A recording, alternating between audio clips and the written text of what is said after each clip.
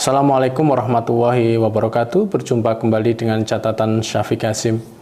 Berita mengejutkan datang dari Purwakarta. Bupati Ane Ratna Mustika menutup Gereja Kristen Protestan Simalungun atau GKPS. Alasan yang mengemuka adalah gereja ini tak berizin dan karenanya keputusan yang diambil adalah menutup atau menyegel gereja ini untuk menghindarkan konflik sosial.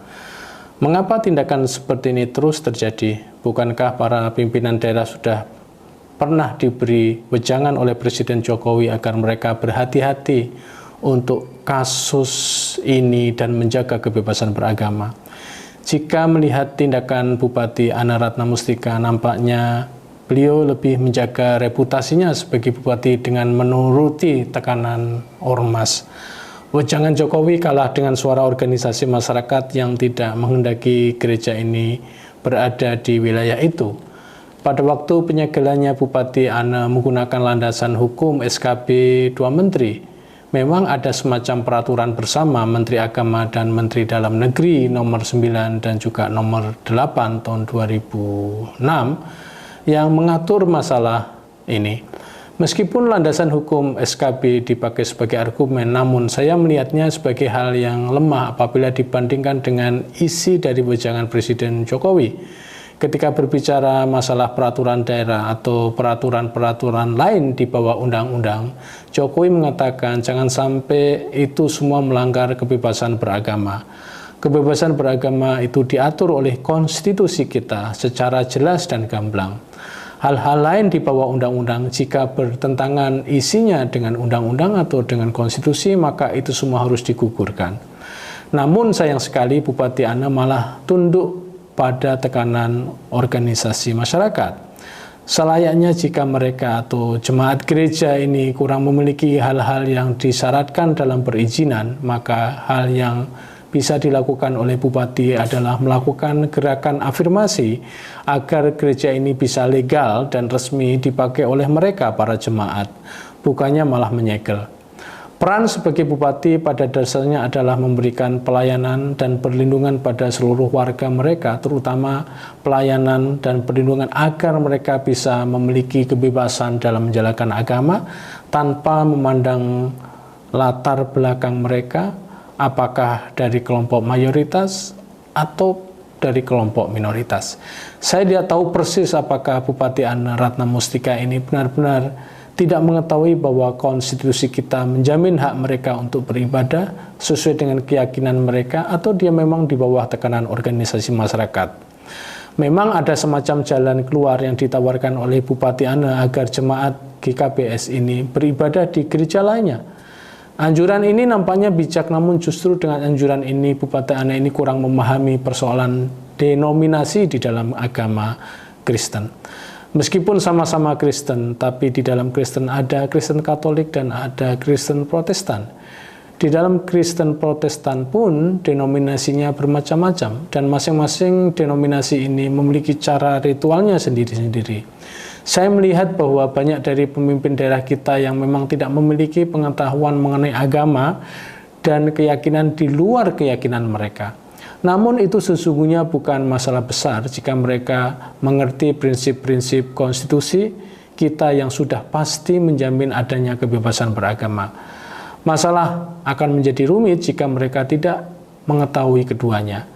Masalah akan menjadi lebih rumit lagi jika mereka mengerti keduanya, mengerti agama lain dan juga mengerti konstitusi, namun pengetahuan akan keduanya tidak digunakan untuk memproduksi kebijakan yang respek pada agama dan keyakinan lain dan sudah belum tentu respek pada konstitusi.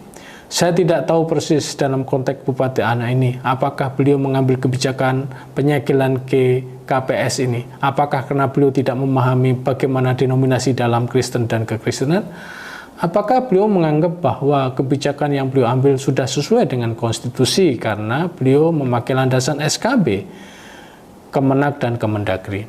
Hal yang jelas sebagaimana muncul dalam pemberitaan di berbagai media, prakondisinya adalah konflik sosial. Artinya penyegelan itu dilakukan karena takut menimbulkan konflik di dalam masyarakat.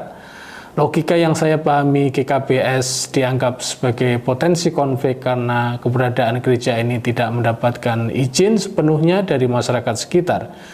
Masyarakat sekitar dalam hal ini adalah masyarakat mayoritas. Memang dalam media nampak dukungan masyarakat mayoritas kepada Bupati Ane ini. Namun, apakah hal seperti ini cara menyelesaikan masalah rumah ibadah? Saya sering melihat pemimpin daerah ketika dihadapkan pada masalah pendirian rumah ibadah kelompok minoritas menggunakan cara mudah dan tidak mau mengambil resiko. Tunduk pada tekanan mayoritas selalu menjadi alasan utama di balik penyegelan. Kasus seperti ini sebenarnya juga tidak hanya terjadi pada kalangan minoritas Kristen, namun juga pada minoritas Islam dan minoritas-minoritas lainnya. Di dalam kelompok Islam sendiri misalnya juga ada kelompok mayoritas Islam menekan dan mengawasi kelompok minoritas Islam lainnya dalam hal rumah ibadah.